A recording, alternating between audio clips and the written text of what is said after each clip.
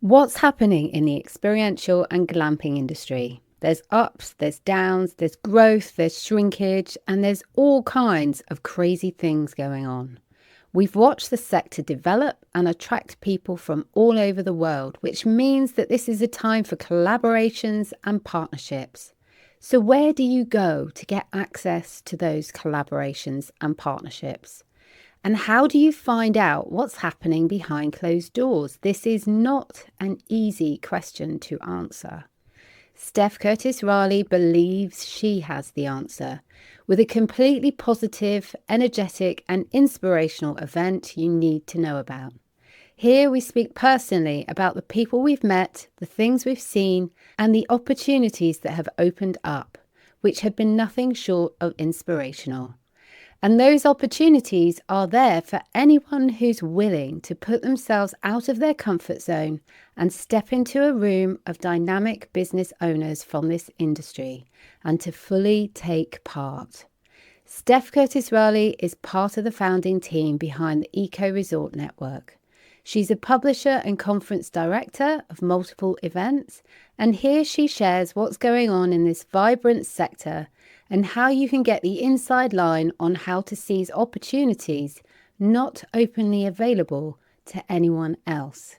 As always, check out the show notes for more information and links. This is episode 70. Glamping and unique holiday rentals are surging in popularity with the growing desire of customers to book holidays that deliver an experience. They are also the new business of choice for those wanting to improve their work-life balance. So how do you build a strong business like this that gives you the life you need and a great investment? I'm Sarah Riley, and I want to share what I've discovered after being immersed in this industry for over 20 years to inspire you to find out more about what's going on. Welcome, this is the business of glamping and unique holiday rentals.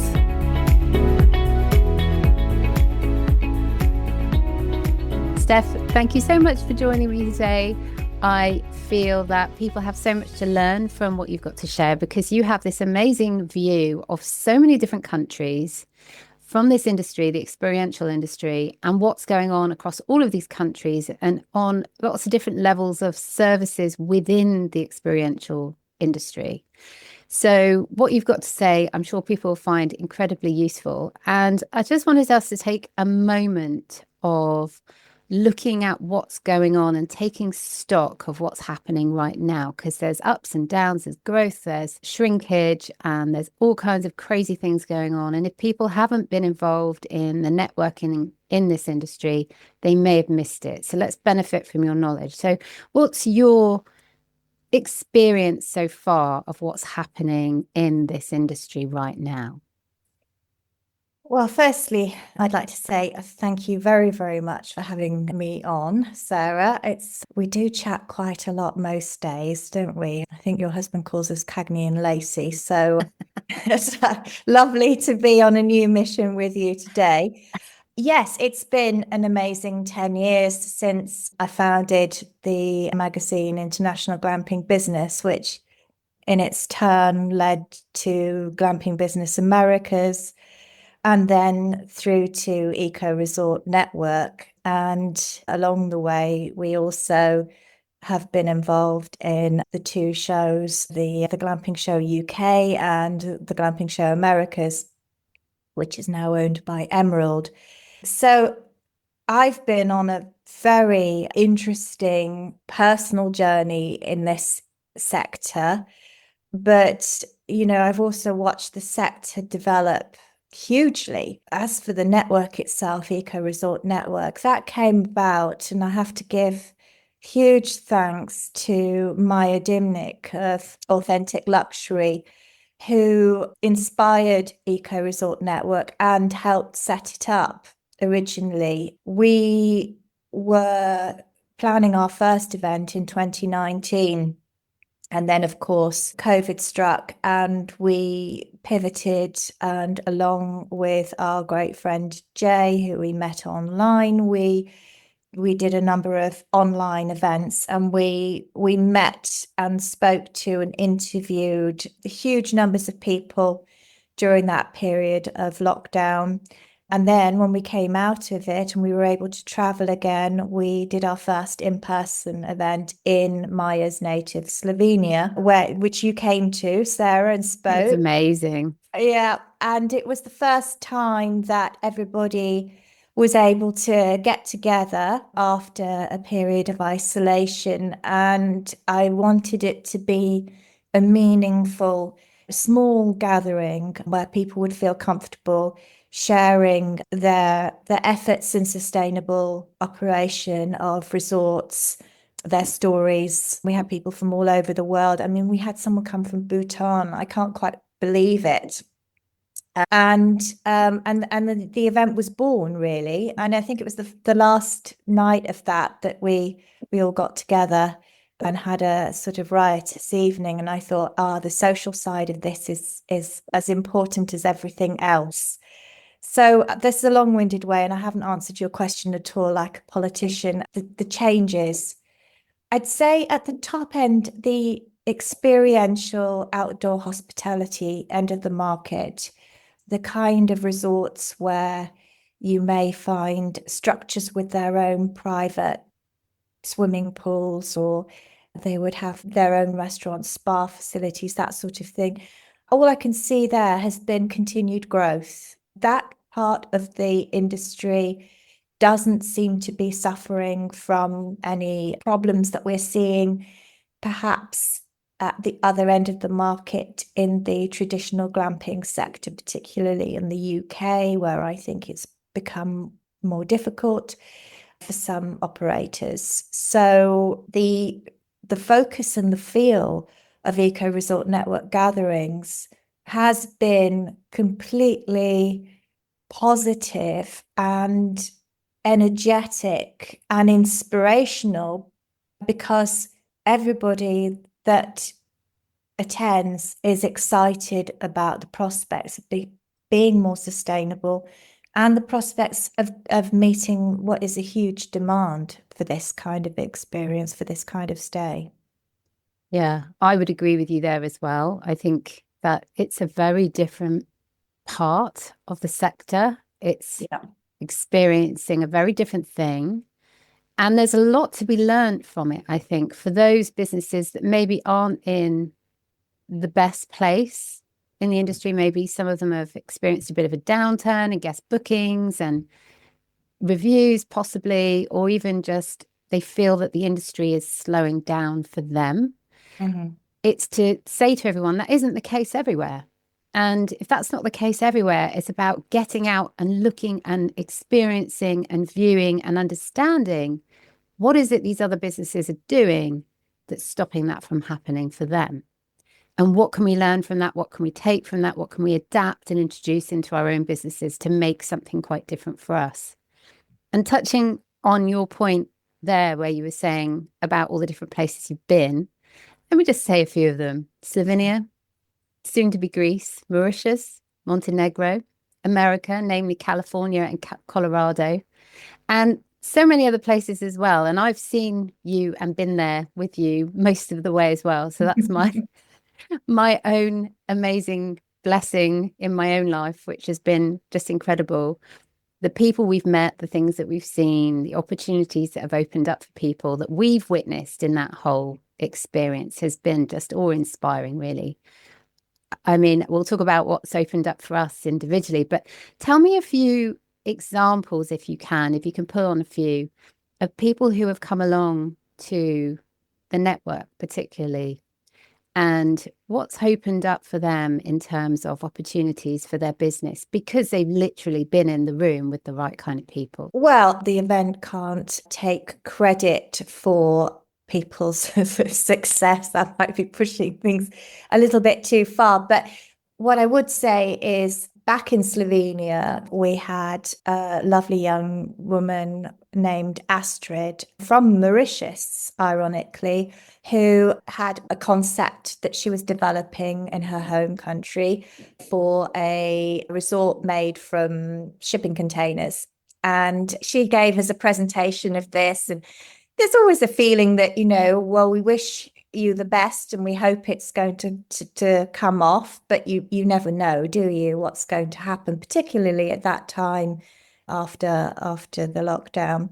So it was absolutely wonderful last year in Mauritius to be hosted by Astrid in her Boe resort, which was just opening up, and to see what she'd achieved and see those renders in real life, and to follow her progress on Instagram and see all of the amazing things she's introduced. She's constantly innovating. She's running cookery classes. She's running classes for people to be able to speak the local language, the local dialect. So that's wonderful. And we also, on our Montenegro event, we visited a resort that was the first in Montenegro, in fact, that opened. And then during our Montenegro event, we were hosted by Goran Brnovic of Oblun, who really looked after our group and showed us the first tents that he'd constructed and the building site that was then going to become the restaurant. And he has now opened this restaurant, and I'm seeing the progress of that on Instagram. And he was present at our first event in Slovenia too. So he's been on a journey, and these sites that have been on a journey with us, or we feel like we've been on the journey with them, they give me a lot of pleasure to see their success. But there are so many inspirational people within our group. As you know, Sarah, we have people who've come from Antarctica, who've got camps in Antarctica, who this year we've got somebody who's looking at introducing glamping to Guyana. It's truly a global effort, really. And it is, absolutely. But the crazy thing is that even across such distances, it's still the same kind of things are successful, and the same principles will help people grow their business and flourish their business, and the same challenges are there as well. Yeah. And I remember that conversation the lady from Mauritius was having about her business, and sitting on the table I was on, listening to this and taking it all in. I remember talking to everyone afterwards, and they were all saying it was just so amazing to have someone so young and so inspirational. And it really kind of made sparks fly in terms of ideas and what everyone else wanted to introduce into their own businesses, and also where they thought the industry was going. And to hear that it's now a business that is real, you can touch it, she's receiving guests, she's got bookings. I think there are some lessons that everybody can take from that particular site, because when you think of Mauritius, you might think of pristine beaches, but she didn't have a plot of land by the beach. She had an urban plot, a rather unprepossessing, one might say. It wasn't the most logical plot you would think of for an eco resort. And she cleverly placed these shipping containers one on top of the other to create very flexible spaces.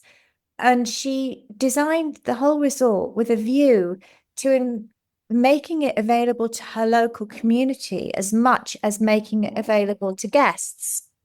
So I thought this was a genius idea. So her yoga classes, her art classes, her musical evenings, they're open to everybody that lives nearby, and people are constantly in and out. Local people are constantly in and out. So the feeling is really very unique there. But it's something that I think that if we were all more open with our sites to inviting other people in, and also look at land in a more sort of creative way, then, there are opportunities there too. Absolutely. And that's not just abroad in foreign countries and foreign places that this is happening. I mean, we see it in the UK with the lovely Derry Green from Secret Garden Glamping. He's got a business that he started on a piece of land that was quite unassuming, wasn't particularly nice. And he's turned that into one of the most successful glamping businesses in the whole of UK. And there's so many lessons that we can learn from people like that, understanding what our audience wants, the kinds of services that people are demanding now, what we might need to add to our own businesses to shake things up a bit and to get more bookings in the calendar. And so much can be learned from others when they say, in a conversation, you're speaking with them and they'll tell you, this has been a particular success for me. And you can take that information, you can turn it into your own thing and introduce it into your own business. But that won't happen unless you get involved in those conversations. And the opportunities are there for people if they are willing to put themselves out of their comfort zone and take part in these things. Because sometimes that is what it is, that people are just a little bit uncomfortable to maybe travel a bit or to take part in a group that they don't know much about. But I know that since I've been involved in your network, people have become great friends, and I've continued to have people on my podcast who have been there, also people we've met up with in the UK and other places, and then continued the conversation at other events. So we're now involved in Glamping Show Americas, and we've met some of them over there as well from the network. And the world is just so small, isn't it, when you think about it in those terms? It does feel that way. It certainly, we've got some members that whenever they travel to a new place, he'll get in touch with me and say, which of our members are there? And then he'll arrange to meet them for lunch or dinner or just go and see their business. So, he's making really good use of the connections that he's made during the event. And the lovely thing is that we have so many returnees now. This is only coming up now to the fourth event, but we've got some people who've been to every one of them and many who've been to more than one.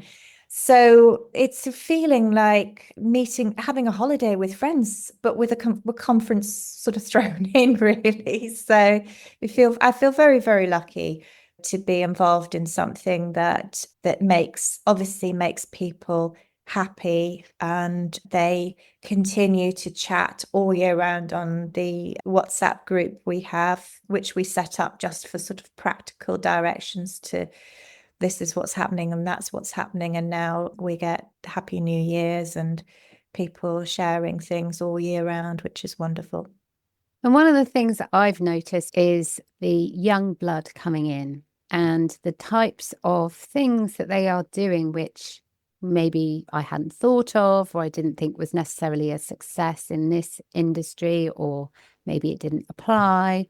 Certainly that I may not have an example of it working well, but that's something I've experienced from being involved in your events. I'm quite long in the tooth. I've been in this industry a long time. I would like to think that that means I bring a bit of wisdom to the table, because I've got the years behind me to prove that.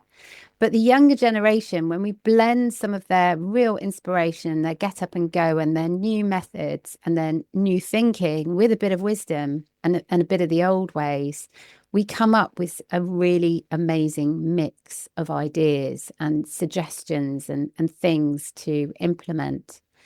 And one such thing, for example, that I've come across is the really intriguing and interesting ways that people are now funding their business. So we've talked about before the whole seller finance aspect and how young people can get businesses for a fraction of the price using the profit of the actual business that's existing and that they're buying out. And that's intriguing, exciting, amazing.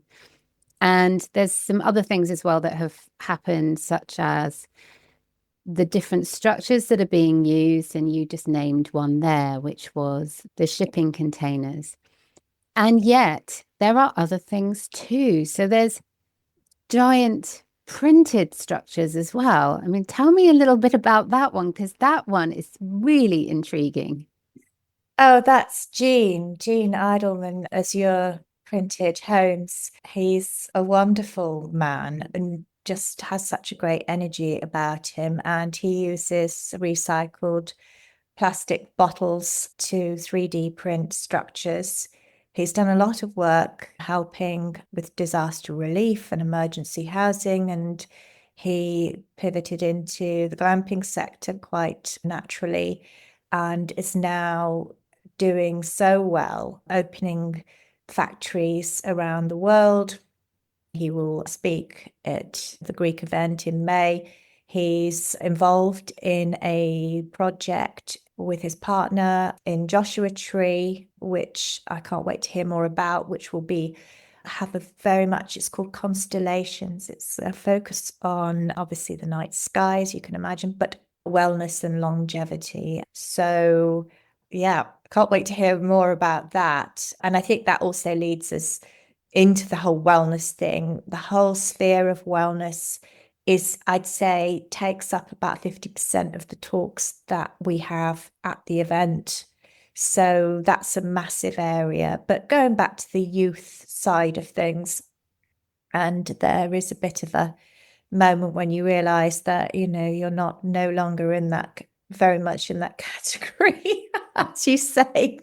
When you see these shiny young people and they just doing the most brilliant things, and you think, my God, to have all that energy and all of that brilliance and to have these fantastic ideas. This time, I'm really excited to meet in person Hilary Fleur and Ari Smith, who also coming from the States. Hilary has got the most amazing collection of cabins in the desert, like Architectural Digest type, the most beautiful, small, perfectly formed resorts.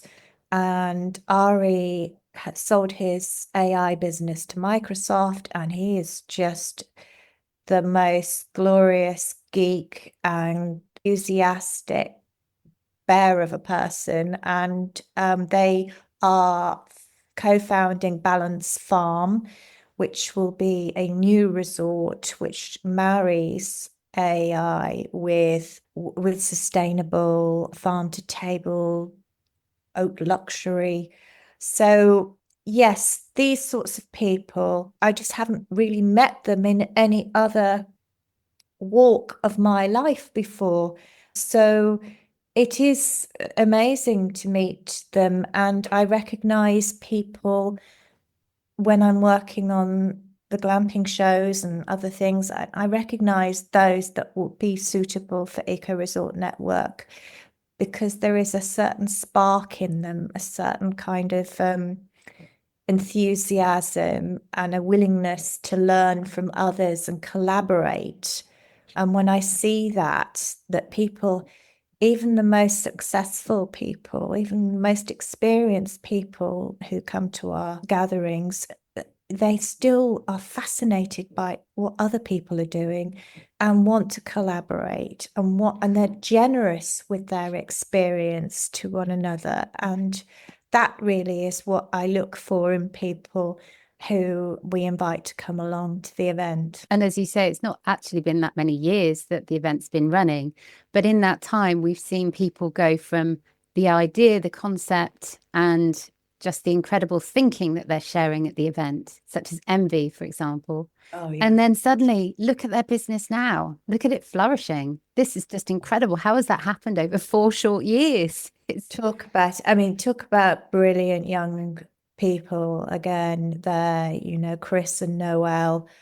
They've supported us as an event since the beginning, which I totally appreciate. We have watched them launch a brand without any resorts initially and create such a stir in the industry. I mean, achieve funding and build this brilliant business, but with an honesty that we really appreciate. Noel last year, as they were sort of working on opening their first resort, admitted to us all that there were areas in which she felt they had to compromise on some of their sustainability initiatives because the client didn't have the budget, or the guests would require a certain level of luxury that meant that they had to cater for what the guests needed.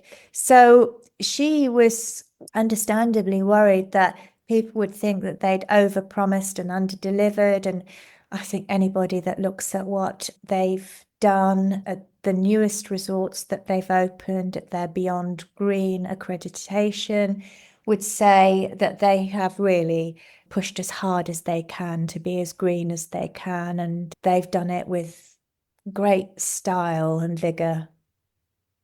But the other thing, the conversation that goes on at the event regularly is how to avoid greenwashing. So the fact that you can't actually meet the targets that you want to meet because of whatever resources you're short of is one thing, but then to pretend that you're meeting that is quite another. So greenwashing is something that everyone at the event I know says, just don't do it. Absolutely. But can I just say this is not the kind of event where we would beat people up for not trying hard enough. There is so much out there that puts people off even trying to be more sustainable for fear of criticism, for fear of being accused of greenwashing or whatever it is. And it stops people from making any progress at all because you feel like you can't even try because you'll be accused of not doing enough. And that is very much not the vibe that you'll get. Instead, it's so encouraging to hear ideas that other people have put into place that have worked for them, or to hear the things that haven't worked, to hear the funny stories. I mean, I'll never forget in the first event that we did where Carl Plunkett, who's coming back this year, a founder of EcoStructures, talked about how little green frogs had been breeding in the toilet cisterns in his resort and had completely overrun one of the rooms. And, they were just, this is hospitality. It's a performance we put on for the guests. And we do our best, but sometimes things go wrong, and sometimes it's a bit more faulty towers rather than Ritz-Carlton, and that's fine. So I think that this whole focus on greenwashing is counterproductive. Let's focus instead on what people are doing to make things better for their staff, for their guests, for the communities around them, as well as implementing better energy saving resources or whatever it is that they want to do.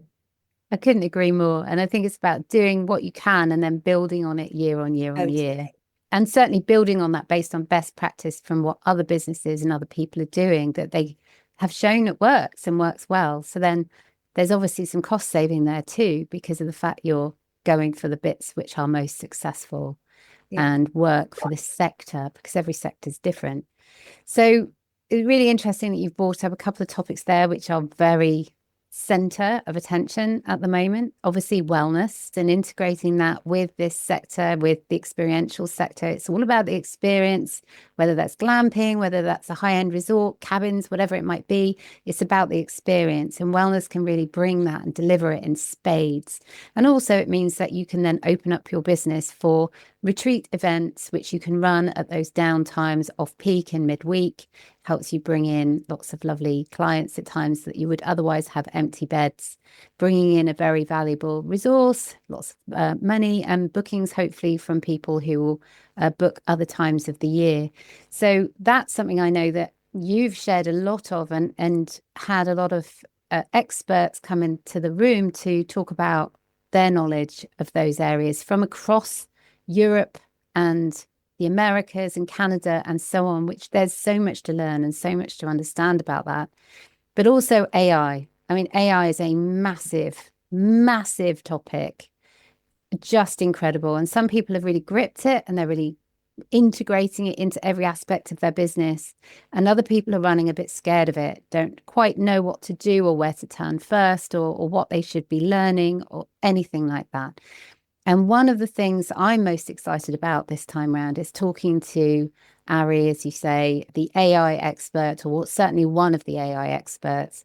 But I know that you've done some work in the past with people to share knowledge on how you can implement AI to bring about all kinds of positive environmental savings. Talk about that a little bit and how it can help there. Well, it can be used pretty much in every process that a hotel or resort undergoes, so it can streamline efficiencies in, for example, reducing food waste, analyzing data on the meals that guests most choose, and so that the chefs can then cater more efficiently to what people want to eat. We even had somebody talk about smart dustbins that would notify once they are full, so that somebody's not pointlessly sort of traveling around and emptying our dustbins that are half full but waiting until they actually need to be emptied.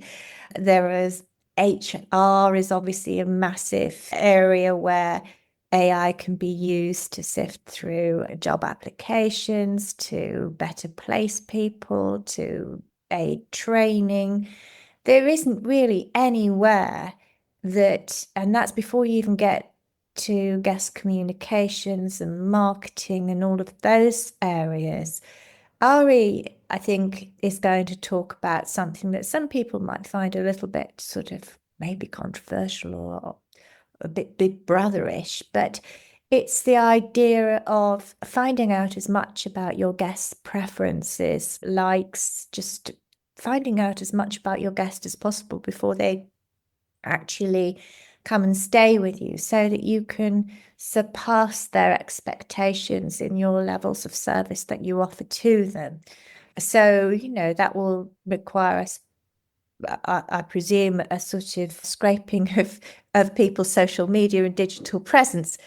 But I'm looking forward to hearing more about that. But I mean, again, if it's out there, why wouldn't you make use of it to make your guests really, really happy, to know about their major anniversaries or birthdays or that sort of thing? We post all of this sort of thing out onto social media anyway. Well, why wouldn't hospitality make use of it? So, yeah, AI is unavoidable, and in my view, should be embraced for the many benefits that it can bring, not just big businesses, but smaller businesses too. Really interesting because you said and touched on that some people might find that uncomfortable and people might find that maybe an intrusion into their privacy, which it done in the right way, it isn't. You're actually just increasing their joy in their stay, and it's much more tailored to them and their needs and their wants and everything else. But if somebody has an electric vehicle, particularly if they have a Tesla or any of those very popular high-end electric vehicles, this is exactly what the electric vehicle does anyway. It just does it without you realizing it, and does it without you knowing. And if you don't believe it, look it up. Electric vehicles do this across the board. So if ever you are connecting a call, or if you're connecting your digital presence to your electric vehicle or anything like that, the electric vehicle is taking that information, it's using it to enhance your driving experience and everything else that you might want to know or be notified about. So it's already happening. The fact that some hospitality businesses are starting to turn this into something that will benefit their guests is only inevitable, in my view. I'm not saying whether that's right or wrong, but it's going to happen. And so it's really interesting to know whether this will happen in our space, particularly when you're thinking about using that AI to help to bring down the environmental impact of that particular premises. This is learning that, well, it's very difficult for us to see the patterns in data and to understand what should be done to bring about a more efficient service and so on and so forth. That's where AI excels, to see those patterns in that data, to then deliver that as a conclusion to the owner and say, if you do this, then you will be able to benefit in this way, not just in terms of money savings for the business, but also in terms of enhancing the service for the customer, which is very, very important. So with AI, I mean, watch this space. This is just an incredible thing. And having these speakers at the event, I'm just really so happy to be in the same room as these people and to have an opportunity. And this is the thing about your event, is that everyone, they stay in the same place, they go to the same event, they socialize, they have meals together.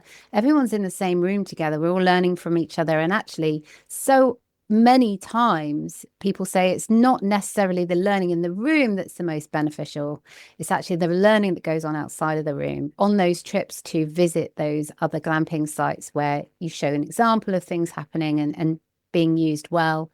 And we all go on these trips, and it's the sitting in the bus on the way there, and everyone's having conversations and really picking things apart and yeah, coming up with solutions. And it's the drinks in the bar in the evening where so much of the work is done.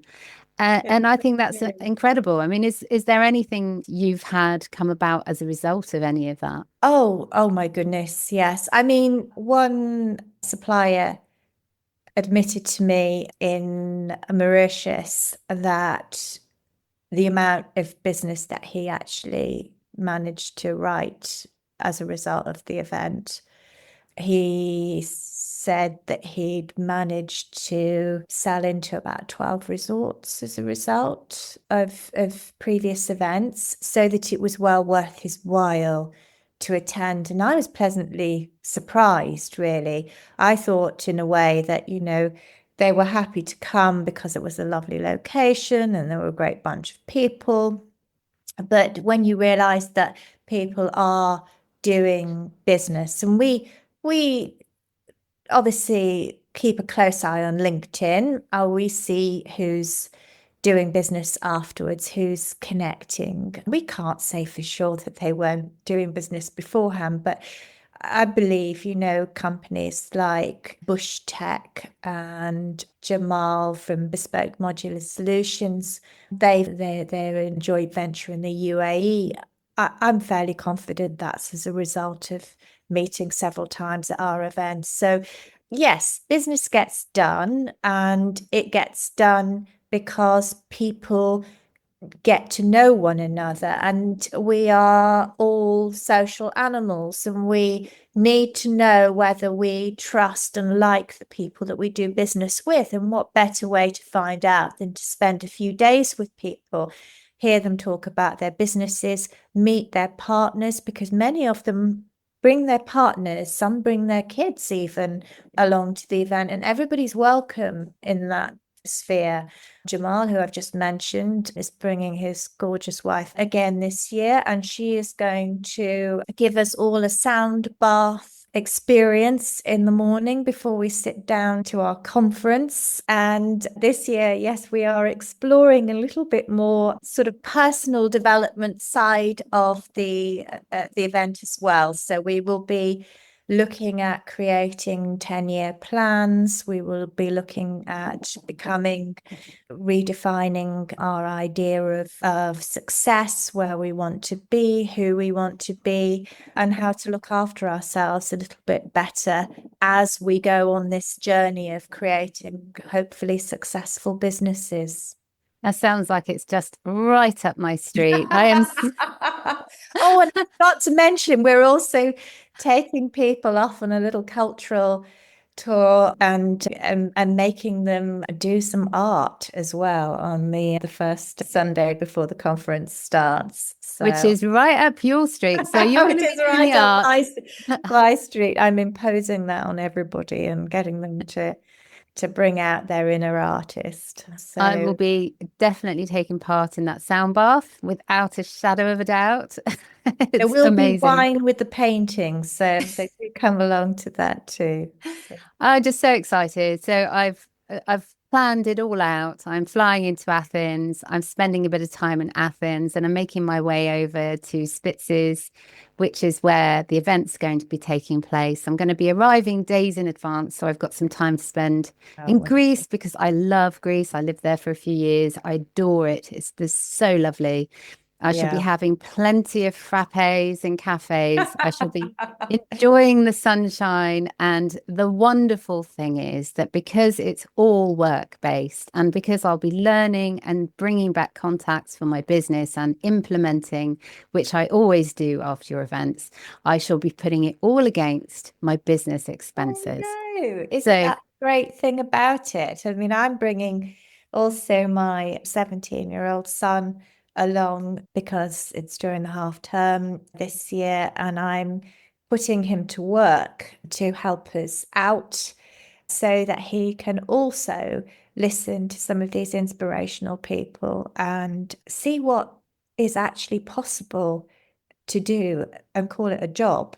Because as you've mentioned before about the younger generation, it's such an overwhelmingly positive space to be in, to want to welcome people into hospitality for starters. Now, there's a job that's AI proof. For you're always going to need people in hospitality, but also for those people to be looking at ways in which they can benefit the world around them and make other people's lives better in the process. I can't think of anything better really in terms of inspiration for young people to see that these fantastic characters come together and share all their best ideas. and I know that it's made my mind open up to the possibilities of so many things. And so if Mm. it's made this old lady's mind open up, then of course it's going to do the same and more for younger people.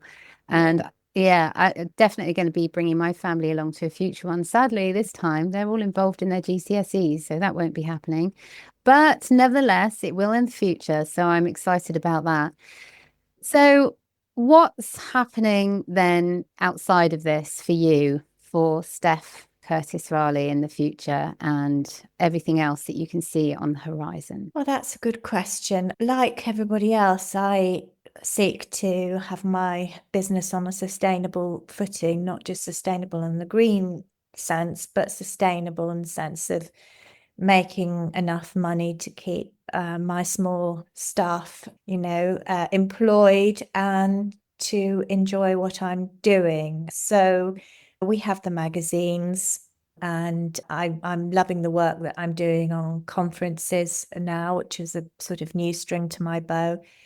I want to continue to do this eco resort event for as long as I'm enjoying it and people want to come, and to keep on dialing it up every year with new ideas to keep things fresh. I'm really just open to collaborations because collaborating with other people on projects is what really excites me, and it's what keeps me learning. So I've got to keep on learning new things.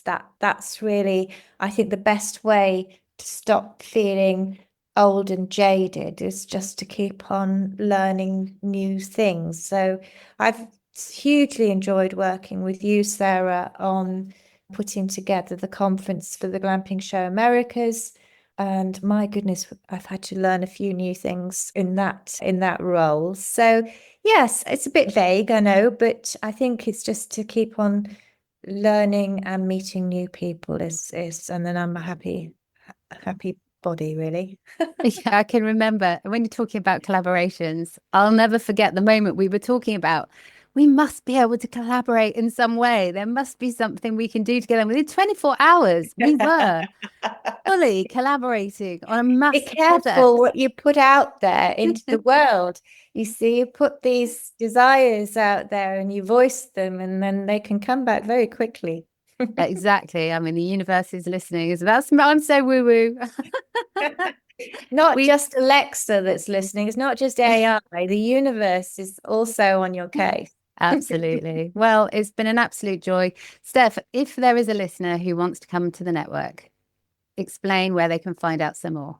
Totally. Thank you, Sarah. The first port of call is probably the website, which is ecoresort.network. And we do have a few places left for Greece. If you can come along and join us this year, that would be fantastic. We've got on the website some of the profiles of people who are speaking and who are also attending, because our attendees are as important as our speakers. In fact, they're interchangeable. Everybody there is really a founder or a CEO or, running their own business. So it's a great group. Do come along if you can. You're very welcome to join the Eco Resort Network family. Oh, I love that you call it a family. And I certainly feel like I've been welcomed into the family. So for me, it's just been an absolute blessing and a pleasure. And I cannot wait to get back there again. Oh. So thank you so much for joining me today, Steph. I really look forward to seeing what you come up with in the future, because I know whatever it is, it's going to be fun. Thank you, Sarah. That's wonderful.